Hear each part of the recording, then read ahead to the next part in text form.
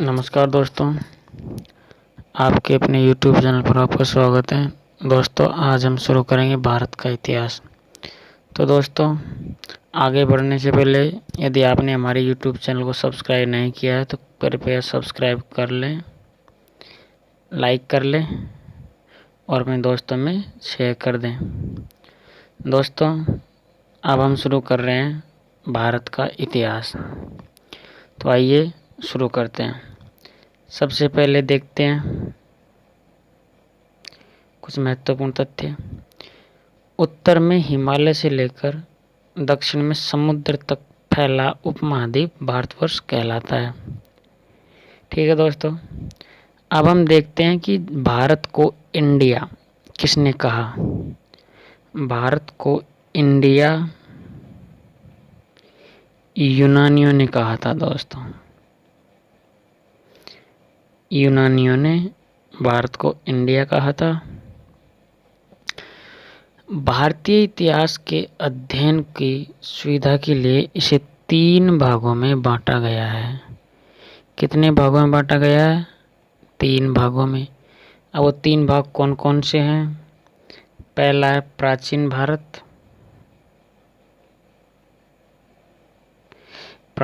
भारत, दूसरा है मध्यकालीन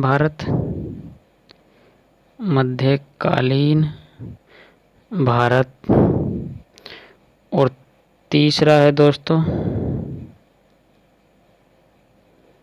आधुनिक भारत। दोस्तों, अब हम आगे बढ़ते हैं। ये भारतीय इतिहास के अध्ययन की सुविधा के 3 भाग हैं। आगे बढ़ते हैं हम और हम शुरू करते हैं।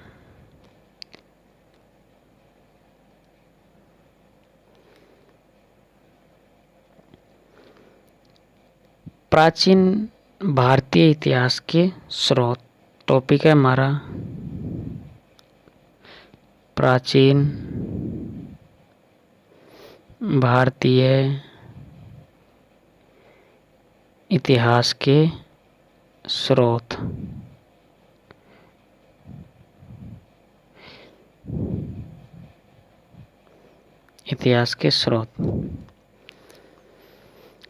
प्राचीन भारतीय इतिहास के विषय में 4 स्रोतों से जानकारी प्राप्त होती है।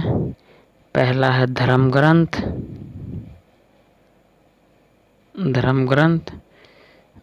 दूसरा है ऐतिहासिक ग्रंथ,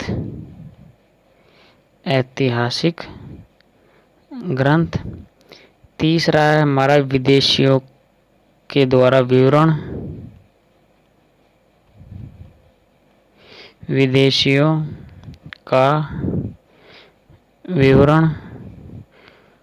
और चौथा है हमारा पुरातात्विक विभाग। पुरातत्व संबंधी तत्व, इनसे हमें प्राचीन भारतीय इतिहास की जानकारी मिलती है। अब हम देखते हैं धर्म ग्रंथ एवं ऐतिहासिक ग्रंथ से मिलने वाली महत्वपूर्ण जानकारियाँ। तो भारत का सर्व प्राचीन धर्म ग्रंथ वेद है दोस्तों। वेदों के संकलनकर्ता महर्षि कृष्ण द्वैपायन वेदव्यास को माना जाता है। जो इनके संकलन करता है वे है महर्षि, आपको भी साथ साथ लिखते हुए चलना है, महर्षि कृष्ण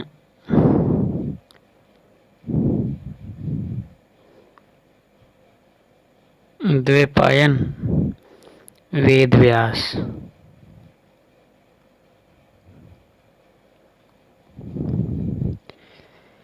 वेद 4 प्रकार के होते हैं। वेदों के 4 प्रकार कौन कौन से हैं? पहला है ऋग्वेद, दूसरा है यजुर्वेद, तीसरा है सामवेद और चौथा है अथर्ववेद।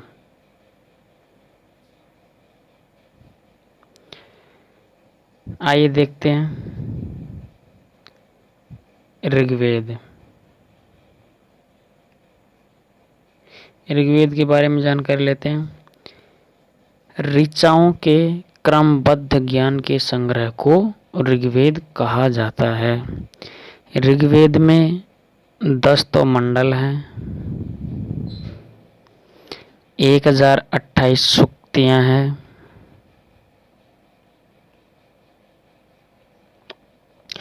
और 10,462 ऋचाएं हैं।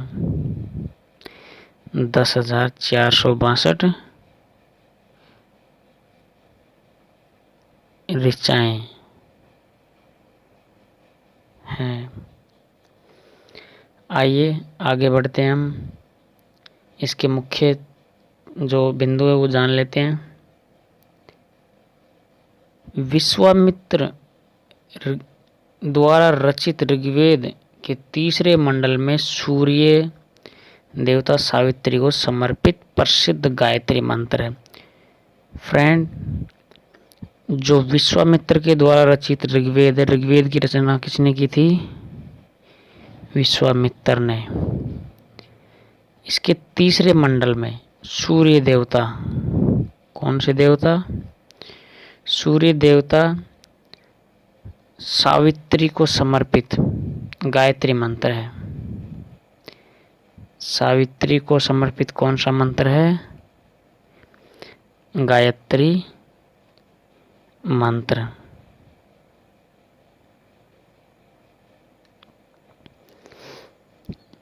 आइए आगे देखते हैं। इसके 8वें मंडल की हस्तलिपि ऋचाओं को खिल कहा जाता है।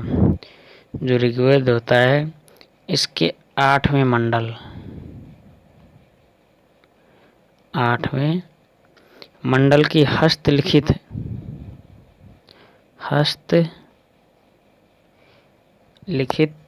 ऋचाओं को क्या कहा जाता है? खिल। हस्तलिखित ऋचाओं को क्या कहा जाता है? खिल कहा जाता है। ये महत्वपूर्ण है, इसको ध्यान रखना है। अब नेक्स्ट है इसके बाद में कि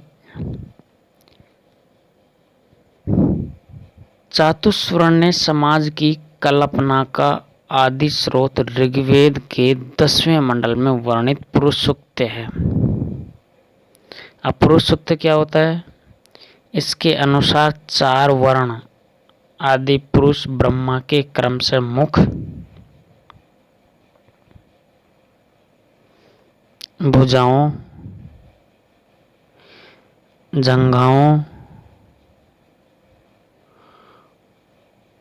और चरणों से उत्पन्न हुए हैं। आगे देखते हैं। ऋग्वेद के अंदर भगवान विष्णु के वामनावतार का आख्यान है। ऋग्वेद में भगवान विष्णु के वामन अवतार का आख्यान या इनकी व्याख्या की गई है। किसमें? ऋग्वेद में। इसके बाद है, ऋग्वेद के बाद यजुर्वेद।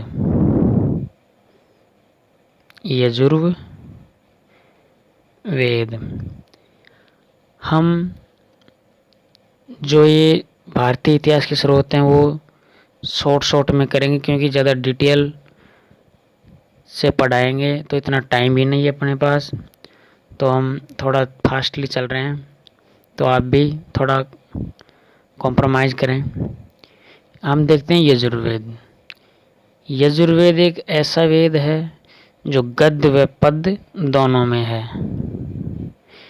गद्य व पद्य, एक गद्य और पद्य दोनों में है यजुर्वेद। इसके बाद है सामवेद। अब देखते हैं सामवेद के बारे में। इसे भारतीय संगीत का जनक माना जाता है। भारतीय संगीत का जनक किसे माना जाता है? सामवेद को। सामवेद के बाद में है हमारा अथर्ववेद। अथर्ववेद,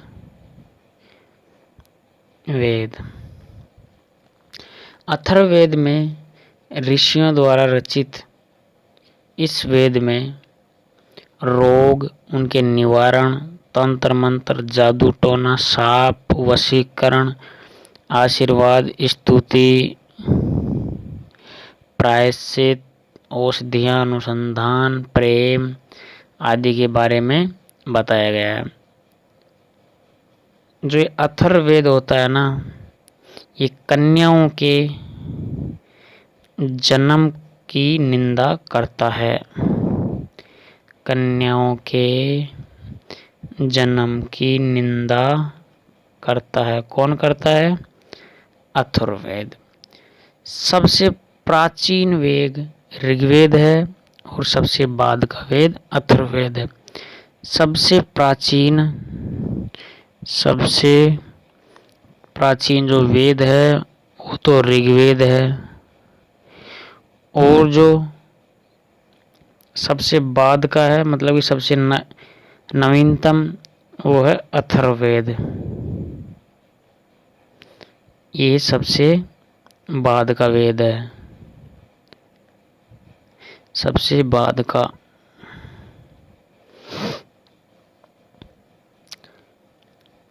वेदों में 6 वेदांग की रचना हुई है।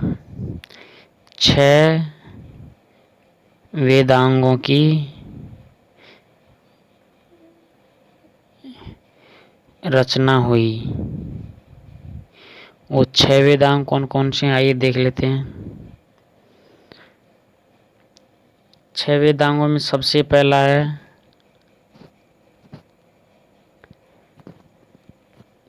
जो 6 वेदांग है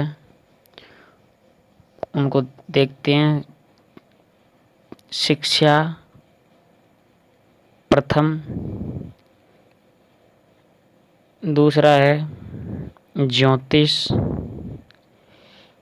तीसरा वेदांग है हमारा कल्प, चौथा वेदांग है हमारा व्याकरण, पांचवा वेदांग है हमारा निरुक्त, और छठा वेदांग है हमारा छंद। ये 6 वेदांग है। इसके बाद देखते हैं कि पुराणों में मत्स्य पुराण सबसे प्राचीन एवं प्रामाणिक है। जो अपने पुराण है उसमें मत्स्य पुराण सबसे प्राचीन व प्रामाणिक है। मत्स्य पुराण सबसे प्राचीन व प्रामाणिक पुराण कौन सा है? मत्स्य। स्त्री की सर्वाधिक गिरी हुई स्थिति मैत्रेयी संहिता से प्राप्त होती है। जो स्थिति की सबसे गिरी हुई स्थिति है वो मैत्रेयी संहिता से प्राप्त होती है हमें, जिसमें इस मैत्रेयी संहिता में बताया गया है जुआ और शराब की तरह स्त्री को माना गया है। जो शतपथ ब्राह्मण में स्त्री को पुरुषों की अर्धांगिनी कहा गया है। किसमें? शतपथ ब्राह्मण में। जो शतपथ ब्राह्मण है इसमें स्त्रियों को पुरुष की अर्धांगिनी बताया गया है।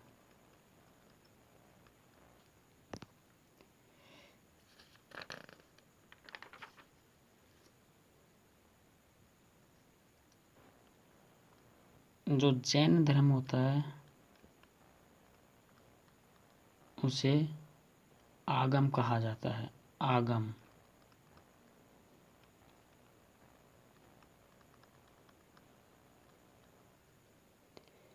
जैन धर्म का प्रारंभिक इतिहास कल्पसूत्र से प्राप्त होता है। जो जैन धर्म है इसका प्रारंभिक इतिहास किससे प्राप्त होता है? कल्पसूत्र के द्वारा प्राप्त होता है। अर्थशास्त्र के लेखक चाणक्य को कहा गया है। जो अर्थशास्त्र है उसका लेखक किसे माना गया है? अर्थशास्त्र का लेखक चाणक्य, और चाणक्य का नाम कौटिल्य या विष्णुगुप्त भी है।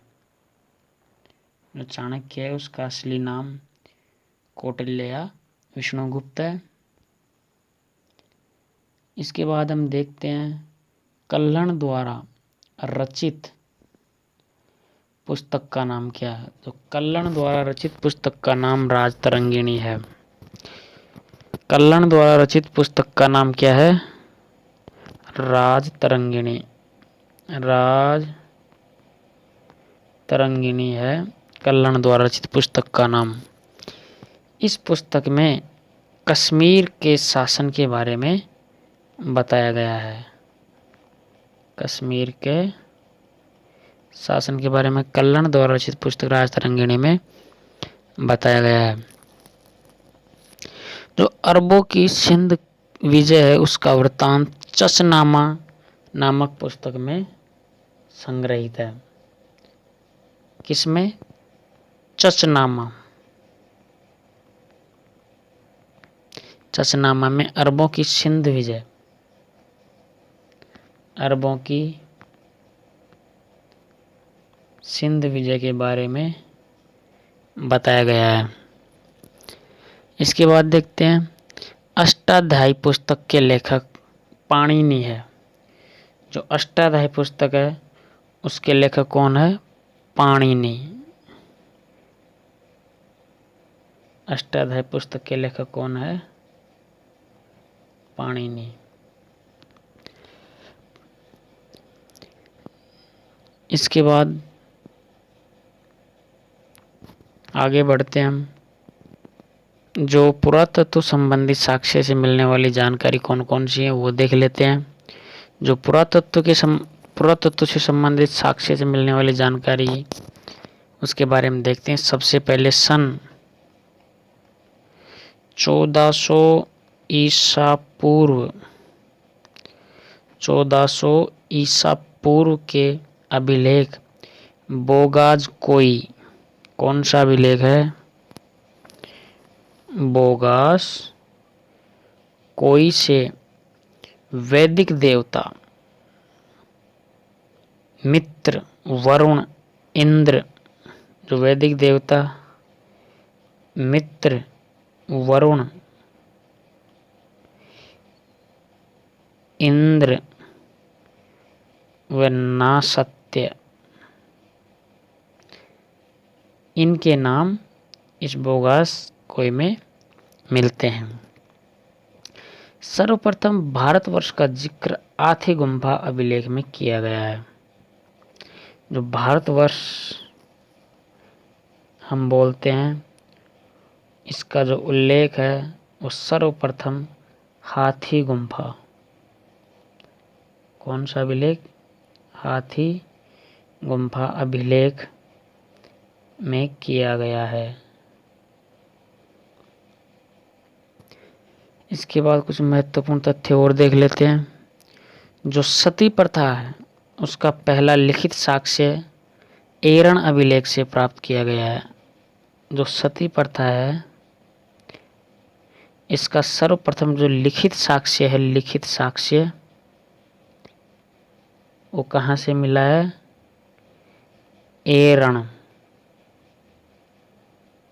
एरण अभिलेख से प्राप्त हुआ है। जो प्राचीनतम सिक्के हैं उनको आहत सिक्के कहा जाता था। जो प्राचीनतम सिक्के हैं ना, जो प्राचीनतम सिक्के हैं उन्हें क्या कहा जाता था? आहत सिक्के। यदि एग्जाम में पूछ ले आहत सिक्के किसे कहा गया है तो डायरेक्ट इसका आंसर होना चाहिए प्राचीनतम सिक्कों को। अब इसके बाद में नेक्स्ट बिंदु है हमारा, सर्वप्रथम सिक्कों पर लेख लिखने का कार्य यवन शासकों के द्वारा किया गया। सिक्कों पर लेख लिखना, सर्वप्रथम लेख किसने लिखा? यह लिखा यवन शासकों के द्वारा। यवन शासकों के द्वारा सिक्कों पर लेख लिखने का कार्य किया गया। समुद्रगुप्त की वीणा बजाती हुई मुद्रा वाले सिक्के उसके संगीत प्रेमी होने का संकेत या प्रमाण देते हैं।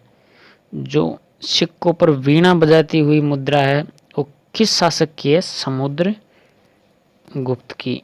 समुद्रगुप्त की वीणा बजाती हुई, वीणा बजाती